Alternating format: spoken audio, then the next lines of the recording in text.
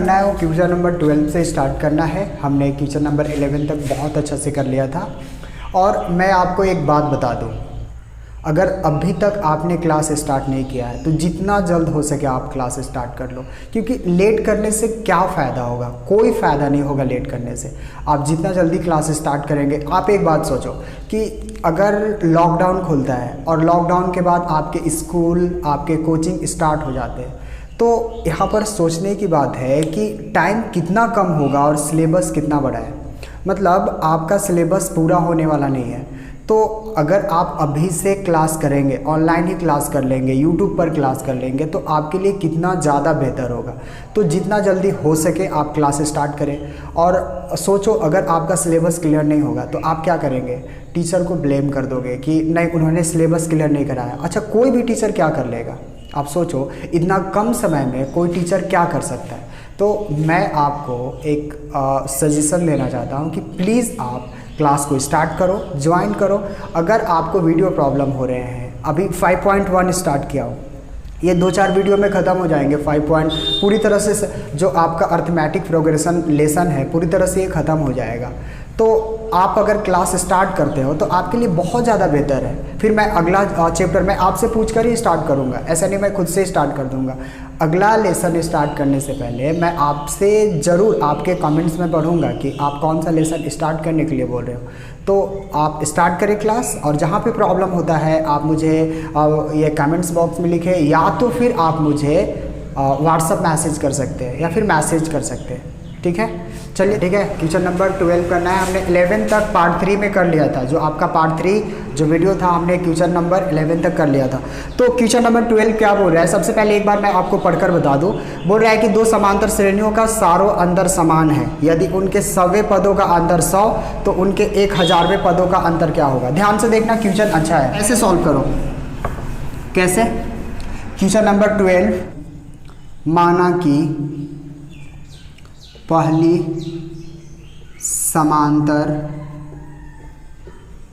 श्रेणी का प्रथम पद, इसको कैपिटल ए बोल रहे हैं ना, क्योंकि 2 बोला उन्होंने। तो माना कि पहली समांतर श्रेणी का प्रथम पद ए, प्रथम पद इसको हमने कहा ए, तथा सार्व अंतर, ठीक है, सार्व अंतर डी।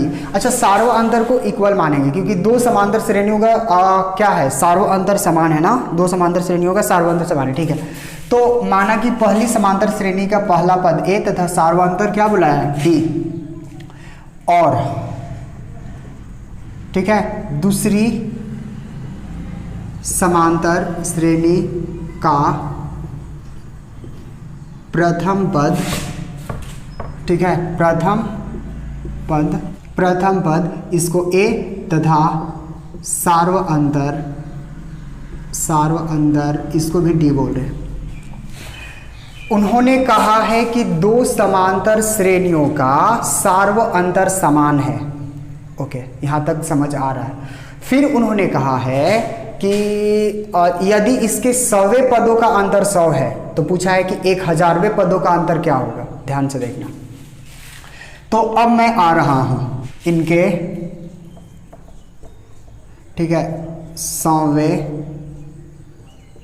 पद का अंतर 100 है। इनके 100वें पद का अंतर क्या है? 100 है। तो मैं क्या कर सकता हूं? अच्छा, 100वें पद ना, तो ये आपका प्रथम पद, ये आपका कौन सा? इसमें भी प्रथम पद। तो मैं 100वें पद का अंतर कितना है? 100। तो मैं लिख सकता हूं A100 minus A100 is equal to कितना? 100। उन्होंने कहा था कि 100वें पद का अंतर कितना है? 100वें पद का अंतर कितना है? 100 है।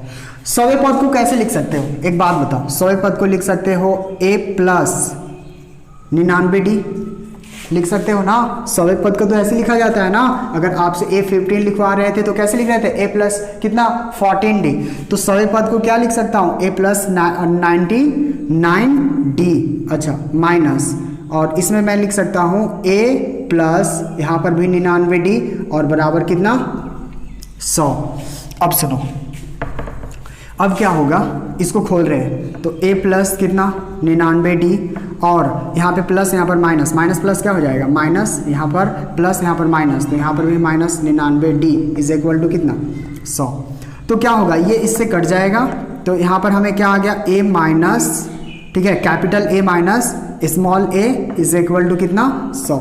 ये इक्वेशन फर्स्ट बोलकर अभी छोड़ दे रहे हैं। अब सुनो, अब मैं क्या निकाल सकता हूँ, 1000वां पद, तो 1000वां पद को मैं लिख सकता हूँ a 1000 और माइनस, ठीक है, a 1000 बराबर क्या होगा, पूछा है कि बराबर क्या होगा। तो आप क्या लिख सकते हो, ध्यान से देखना, आप लिख सकते हो a 1000 को कैसे लिख सकते हो, आप लिख सकते हो a प्लस 999d, और इसको क्या लिख सकते हो, इसको लिख सकते हो a प्लस, यहाँ पर भी लिख सकते हो 999d। तो क्या होगा, इसको खोलना होगा, तो a प्लस 999d और माइनस a और माइनस प्लस माइनस 999d, क्या होगा, एक प्लस में एक माइनस में, ये इससे कट जाएगा, हमें क्या मिल गया कि a minus capital A minus small a। तो एक बात सुनो, इसका वैल्यू आपके पास क्या है, इसका वैल्यू ध्यान से देखना, इसका वैल्यू क्या है, a माइनस स्मॉल a का वैल्यू क्या है आपका 1000 है। तो मैं क्या लिख सकता हूँ, मैं लिख सकता हूँ कि a माइनस, तो a minus a is equal to कितना, इसका भी 100 लिख सकता हूँ। कहाँ से, क्योंकि a माइनस a का वैल्यू क्या है, समीकरण फर्स्ट से, समीकरण 1 से, ठीक है, समीकरण 1 से देख लो ना, a माइनस a का वैल्यू क्या 100 ही तो आया है ना, तो इसका आंसर क्या आ गया, यानी मैं लिख सकता हूँ क्या, 1000वें पद का अंतर कितना होगा 100 होगा, 1000वें पद का अंतर कितना होगा 100 होगा। आप इसको एक बार नोट करो, करते इसका अगला क्वेश्चन नंबर 13 में बोला क्या है, बोल रहा है कि 3 अंकों वाली कितनी संख्याएं 7 से विभाजित होगी, बोल रहा है कि 3 अंकों की कितनी संख्याएं 7 से विभाजित होगी। अच्छा एक बात बताओ, सबसे पहले ये पता करो कि 3 अंकों की संख्याएं कौन कौन होती हैं। तो 3 अंकों की संख्याएं कहाँ कहाँ से स्टार्ट होती है और कहाँ ख़त्म होती है। तो 3 अंकों की सबसे छोटी संख्या 100 और सबसे बड़ी संख्या कितना 999। लेकिन मुझे उस संख्या को लिखना है, ध्यान से देखना, मुझे उस संख्या को लिखना है जो 7 से विभाजित हो, सबसे छोटी संख्या। ये पता करो कि सबसे वह कौन सी सबसे छोटी संख्या होगी जो 7 से विभाजित होगी, और वह कौन से सबसे बड़ी संख्या होगी जो 3 अंकों की होगी और 7 से विभाजित होगी। ओके, पता करते हैं। तो मैं क्या लिख सकता हूँ, मैं लिख सकता हूँ कि 3 अंकों वाली, ठीक है, 3 अंकों वाली 7 से विभाज्य संख्याएं, ठीक है, संख्याएं। तो 3 अंकों वाली 7 से विभाज्य संख्याएं कौन कौन होगा, सबसे छोटी संख्या कौन होगा, देखो ध्यान से, 100 तो 7 से नहीं कटेगा, 101 कटेगा, नहीं कटेगा, 102 शायद ये भी नहीं कटेगा, 7 एकम 7, 3 बचा, ये नहीं कटेगा। अच्छा इतना ये कटेगा, 7 एकम 7, ये भी नहीं कटेगा, इतना 105 के बारे में शायद देख रहे हैं। तो क्या होगा, 7 एकम 7, 7 एकम 7, और कितना बचा 7 एकम 7, यहाँ पर बच जाएगा 3 तो यहाँ पर ये कट रहा है, यानी 3 अंकों की सबसे छोटी संख्या जो 7 से विभाजित वह 105 है। अच्छा उसके बाद 105 में ये जोड़ेंगे तो 112 और 7 कितना हो जाएगा 119 डॉट डॉट आएगा, इतना से सबसे बड़ी संख्या क्या होगा 994। ध्यान से देखना, 3 अंकों वाली 7 से विभाज्य संख्याएं 105, 112, 119 डॉट डॉट कितना तक 994 तक। तो a बराबर हमें कितना मिल गया 105 मिल गया। d डिफरेंस तो सब में 7 होगा क्योंकि 105 प्लस 7 तो 112 यानी 7 इसका डिफरेंस है। इसका अंतिम क्या दिया हुआ है यानी 994 और n हमें ज्ञात करना है। 3 अंकों वाली कितनी संख्याएं 7 से विभाजित होती है, 3 अंकों की कितनी संख्याएं 7 से विभाजित होती है। तो हमें पता चला कि अभी पता नहीं चला है कितनी होती है, अब पता करेंगे। आप फार्मूला लगाओ तो ए एन बराबर ए प्लस एन माइनस 1 इंटू क्या डी। ओके, ए एन का वैल्यू 994, ए का वैल्यू 105, एन का नहीं पता, वही तो ज्ञात करना है। अच्छा, डी का वैल्यू आपको पता है कितना, 7, डी का वैल्यू 7। अब इसको सॉल्व कर दो, आंसर आ जाएगा, यानी 994, 105 और गुना करेंगे तो कितना आ जाएगा, यहाँ पर आ जाएगा 7n माइनस करते हैं। तो आगे कैसे कर सकते हैं, सबसे पहले 900 कितना है 94 को सेम टू सेम छोड़ दिया। अब एक बात बताओ, 105 में 7 घटाओगे तो कितना आ जाएगा, 98 आ जाएगा, और प्लस कितना 7 है। अब ऐसा करते हैं, 98 को उठाकर इधर ला रहे हैं तो कितना हो जाएगा, 994 माइनस 98 इज इक्वल टू कितना 7n। तो मैं लिख सकता हूँ 7n इज इक्वल टू 994 में घटाओगे तो कितना हो जाएगा, 8 6 14 और यहाँ पर बचा 8 और ये हो जाएगा 17, कितना 18, तो 9 9 18 और ये बच जाएगा आपका 8, यानी 896 आएगा, 896। ओके, तो n बराबर क्या मिल गया, 896 बटा कितना 7, 7 एकम 7, 7 एकम 7, तो यहाँ पर 1 बचा, फिर 7 दूना 14 और यहाँ पर 5, 7 8 56, तो n का वैल्यू कितना आ गया, 128 आ गया। ओके, तो मैं बोल सकता हूँ कि 100 और 999 के बीच जो 3 अंकों की संख्याएं हैं, ऐसी 128 संख्याएं हैं जो 7 से विभाजित होंगे। 128 संख्याएं 7 से विभाजित होंगे। करते हैं इसका अगला पार्ट। क्वेश्चन नंबर 14 में 10 और 250 के बीच, 10 और 250 के बीच, ठीक है, और 4 के कितने गुणज हैं, ठीक है, 10 और 250 के बीच 4 के कितने गुणज हैं। मैं क्या करूँगा, लिख सकता हूँ कि सबसे छोटी संख्या, देखो 10 और 250 के बीच उन्होंने पूछा है। ओके, 10 और 250 के बीच, तो एक बात बताओ, 10 तो 4 से नहीं कटेगा, 11 भी 4 से नहीं कटेगा, 12। ओके, 12 एक ऐसी संख्या है जो 4 का गुणज है, और 250 भी 4 से नहीं कटेगा, तो लास्ट में 249 नहीं कटेगा, 248 4 से कट जाएगा। तो मैं कह सकता हूं कि 10 और 250 के बीच सबसे छोटी संख्या जो 12 है, वो स्टार्टिंग की संख्या 12 है जो 4 से कट जाएगा, और 248 भी 4 से कट जाएगा। तो मैं इसको लिखना स्टार्ट करूंगा। मैं क्या कर सकता हूं, मैं लिख सकता हूं कि 10 और 250 के बीच में 4 का गुणज, ओके, गुणज 4 का गुणज चेक करो, तो 10 तो नहीं कटने वाला, 11 भी नहीं, यानी 12, उसके बाद 12 4 16, 16 और 4 20 डॉट डॉट, ओके, कितना तक, 248 तक, 200 कितना 48 तक, 48 अच्छा से लिखो, 248 तक। अब सुनो, तो इसका प्रथम पद क्या, 12, डिफरेंस तो 4 का गुणज बोला है, मतलब कितना, डिफरेंस 4 ही, अगर ऐसे भी घटाओगे तो 4 का ही आएगा। और इसका n कितना दिया है, 248 दिया है, और n इज इक्वल टू वाट, मतलब 10 और 250 के बीच ऐसी कितनी संख्याएं हैं जो 4 का गुणज है, तो निकालेंगे। तो फॉर्मूला लगाते हैं, तो an बराबर a plus n minus 1 into क्या d। n का वैल्यू क्या, an का वैल्यू जो है वह कितना है, 248 है, a का वैल्यू 12, n नहीं पता 1, d का वैल्यू कितना 4, ध्यान से सुनो। तो 248 12 अपना स्थान पर, यहाँ पर हो जाएगा 4n और माइनस 4। अब सुनो, अब घटाओ, तो 248 12 में से 4 जाएगा तो कितना बचेगा 8, और यहाँ पर हो जाएगा 4n। तो मैं क्या कर सकता हूँ, अब ऐसे करते, इसको उठाकर इधर ला रहे हैं, यानी 248 ये इधर आएगा तो माइनस 8 बराबर कितना 4n। 248 में से 8 घटाएंगे तो कितना आ जाएगा 240, और यहाँ पर हो जाएगा 4n। तो n बराबर कितना, n बराबर 240, n बराबर 240 और बटा कितना 4, 4 एकम 4, 4 छक 24। 60 ऐसी संख्याएं हैं, 60 ऐसी संख्याएं हैं जो 10 और 250 में, ठीक है, 10 और 250 में 60 ऐसी संख्याएं हैं जो 4 का गुणज है, 4 का क्या है, गुणज है। करते हैं इसका अगला पार्ट।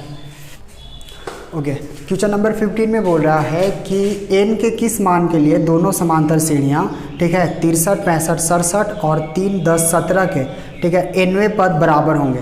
ध्यान से देखो, मैं क्या कर सकता हूँ, तो उन्होंने क्या क्या दिया है पहले उसको देख लेते हैं। उन्होंने दिया है कितना 63 और दिया है कितना 65 और कितना 67 डॉट डॉट और दिया है, क्या दिया है 3, 10, 17 डॉट डॉट का। अब ध्यान से देखो क्या होगा, लिखूंगा पहली समांतर श्रेणी का प्रथम पद। एक बात बताओ, दो समांतर सीढ़ियाँ आपके पास दिया हुआ है 63, 65, 67 और दिया हुआ है 3, 10 और 17। कह रहा है कि इसके किस मान के लिए इसका क्या बोला है nवें पद बराबर होंगे, किस मान के लिए nवें पद बराबर होंगे। तो मैं क्या करूँगा, पहली समांतर श्रेणी का प्रथम पद को a बुला रहा हूँ और सार्व अंतर को हम बुला रहे हैं क्या चीज़, d बुला रहे हैं, कैपिटल D। तो क्या होगा, ये हो जाएगा। तब हमारे पास a का वैल्यू कितना आ जाएगा, ध्यान से देखो, a का आ जाएगा 63, d कैपिटल है ना, तो d का वैल्यू कितना आ जाएगा 63 और तो 65 यानी 2 आ जाएगा। इसलिए आपको पता है an बराबर, देखो कैपिटल a मानेंगे ना, तो an बराबर a plus n minus 1 into d भी कैपिटल रहेगा। तो a का value 63 plus n minus 1 into d का वैल्यू 2, तो 63 प्लस कितना 2n माइनस कितना 2, तो घटा दे तो कितना हो जाएगा ये। अच्छा चलो इसको आगे सॉल्व करेंगे उस समय, पहले इसको देख लेते हैं। अब दूसरी समांतर, ठीक है, श्रेणी का प्रथम पद, तो प्रथम पद, ठीक है, इसमें पद छूट गया ना, प्रथम पद। तो प्रथम पद को मैं क्या स्मॉल ए बोल रहा हूँ और सारो अंतर को क्या बोल रहा हूँ, सारो अंतर को स्मॉल d बोल रहा हूँ। तो इसके लिए स्मॉल a क्या होगा, स्मॉल a कितना होगा 3 और d इसका क्या होगा, d होगा 7। तो मैं an लिख सकता हूँ a प्लस और n माइनस 1 इंटू d, तो a का value 3 plus n minus 1 into d का वैल्यू 7। अब इसको सॉल्व कर दो, 3 प्लस कितना 7n, कितना हो जाएगा 7n माइनस 7। अब प्रश्न से आ रहे हैं, तो आ रहे हैं प्रश्न से, क्या होगा प्रश्न से में, तो कैपिटल an बराबर होगा an, तो कैपिटल an, तो इसका वैल्यू क्या है, इसका वैल्यू है 63 प्लस 2n माइनस 2 और इसका वैल्यू कितना है 3 प्लस 7n और माइनस 7। सबको अरेंज कर लो, तो 2n अपना स्थान पर, ये इधर आएगा तो माइनस कितना 7n। अच्छा 3 अपना स्थान पर, माइनस 7 को अपना स्थान पर छोड़ दिया, 63 को उधर लेकर जा रहा हूँ, तो इधर आ जाएगा माइनस 63, ये उधर आएगा तो प्लस 2। देखो कहाँ करें, यहाँ करते हैं, तो क्या होगा 7n में से 2n जाएगा तो क्या होगा माइनस 5n, और इसको जोड़ लो तो 63 और 7 कितना हो जाएगा माइनस 70 और 3 और 2 5 यानी प्लस 5, तो माइनस 5n, ये घटेगा तो माइनस कितना 65, ये इससे कट जाएगा यानी n बराबर कितना 65 बटा कितना 5, ये इससे काटेंगे 13 बचे 65, यानी इसके, ठीक है, क्या बोला था कि nवें पद बराबर होंगे, यानी nवा जो हमें n पद जो निकालना था वो कौन सा कितना आ जाएगा, इसका 13 आ जाएगा। ठीक है, ये 5 है ना, 5, ओके, तो कितना आ गया 13। करते हैं इसका क्वेश्चन नंबर 16 कर रहे हो, तो बोल रहा है कि वह AP ज्ञात करे जिसका तीसरा पद 16 है, यानी A3 कितना दिया है, A3 दिया है 16, ओके, और 7वां पद 5वें पद से 12 अधिक है। ध्यान से देखना, बोल रहा है कि 7वां पद 5वें पद से यानी A5 से 12 क्या है, अधिक है। ठीक है, अब मैं क्या कर सकता हूँ, ध्यान से देखना, अब मैं इसको सॉल्व कर रहा हूँ, अब पहले इसको सॉल्व कर लेता हूँ। तो A7 और A5 प्लस 12, तो A7 को लिख सकते हो A प्लस कितना D 6D लिख सकते हो ना, A7 को लिख सकते हो। अच्छा, उन्होंने कहा था पंचवा पद से 12 अधिक है, कौन सा पद, इसका सातवां पद, तो पंचवा पद A5 लिखा और उससे 12 अधिक, ये कर दिया। A7 को A प्लस 6D, A5 को क्या लिख सकते हो, तो A5 को लिख सकते हैं A plus 4D is equal to कितना 12। अब सुनो, ये देख लेते हैं। तो A ये इधर आएगा तो माइनस A, अच्छा प्लस 6D ये इधर आएगा तो माइनस 4D, अच्छा क्या बच गया 12, ये इससे कट गया, यहाँ पर हो जाएगा 2D इज इक्वल टू कितना 12। तो D का वैल्यू क्या मिला 12/2, काटूंगा तो कितना आ जाएगा 6, यानी D का वैल्यू कितना आ गया 6 आ गया। तो हमें ज्ञात क्या करना था, हमें ज्ञात क्या करना था, ठीक है, AP ज्ञात करना था। तो सबसे पहले A ज्ञात कर लेते हैं। तो अब ठीक है, तीसरा पद को कैसे लिख सकते हो, तीसरा पद को आप कहाँ लिखोगे, तीसरा पद अब अच्छा देखो यहाँ पर लिख रहा हूँ, तो A3 को क्या लिख सकता हूँ, इसको इक्वेशन फर्स्ट मान रहा हूँ, ठीक है। A3 को लिख सकते हो, A3 को मैं क्या लिख सकता हूँ, ठीक है, ये दिया हुआ है, A3 को लिख सकता हूँ A प्लस 2D लिख सकता हूँ 16, ये इक्वेशन मेरा सेकेंड है, राइट। अब एक बात सुनो, तो मैं क्या करूँगा D का मान रख दूंगा, D का मान समीकरण, ठीक है, समीकरण 2 में रखने पर, D का मान समीकरण 2 में रख रहा हूँ, तो D का मान समीकरण 2 में रखने पर, ठीक है, रखने पर, तो समीकरण 2 क्या है, A plus 2D is equal to 16। अच्छा A का वैल्यू बताओ और D का वैल्यू बताओ, A तो पता नहीं है आपको, तो D का वैल्यू A प्लस कितना आ जाएगा 2 × 6 इज इक्वल टू 16, यानी A प्लस 6 दूना 12 और यहाँ 16, तो A बराबर 16 माइनस 12, तो A का वैल्यू कितना 16 में से 12 जाएगा तो कितना बचेगा 4। देखो इसका प्रथम पद 4 आ गया, ओके, और सार्वंतर कितना आ गया 6 आ गया, तो AP लिख सकता हूँ, तो AP, ओके, तो AP ध्यान से देखना, प्रथम पद 4 है, ओके, और 6 का डिफरेंस है, तो कितना हो जाएगा 6 और 4 10, 10 और 6 16, 16 और 6 22, ऐसा डॉट डॉट, ये हमारा AP आ गया। करते इसका अगला पार्ट, करते हैं क्वेश्चन नंबर 17। ओके, क्या बोल रहा है, AP 3 8 13 डॉट डॉट 200 कितना 53 में अंतिम पद से 20वां पद ज्ञात करो। ध्यान से देखना, हूँ 3 8 13 253 में से, ठीक है, मैं लिख सकता हूँ 3 8 13 253 में से, ठीक है, अंतिम पद से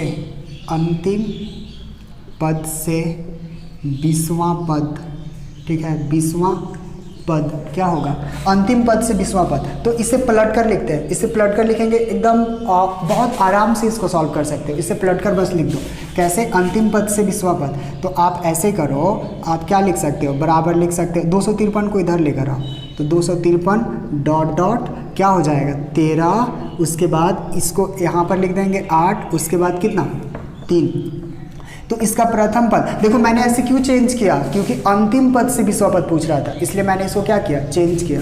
तो A बराबर कितना, A बराबर हो जाएगा 253 और D का वैल्यू कितना आ जाएगा -5। देखो 13 में से ये करोगे, 8 में से 13 घटाओगे -5, तो अब देख लो 20वां पद पूछा है यानी 820, तो A प्लस कितना D 19D, पढ़े हो ना, A प्लस 19D से आ जाएगा।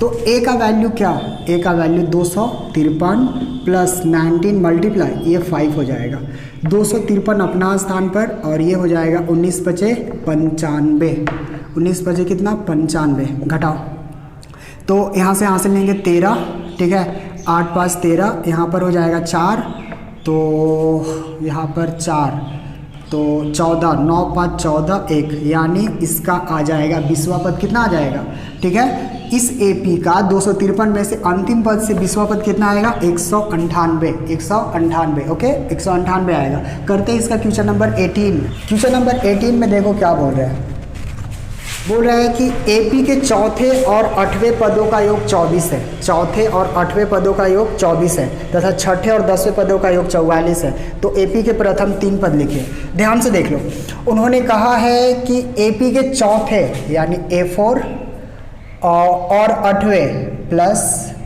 8वें, बोल रहा है कि चौथे और 8वें पदों का योग यानी चौथा पद और 8वां पद का योग कितना दिया है 24। इसे पहले सॉल्व करते फिर आगे का पार्ट पढ़ेंगे। तो a प्लस कितना, a प्लस 3d और प्लस a प्लस कितना 7d।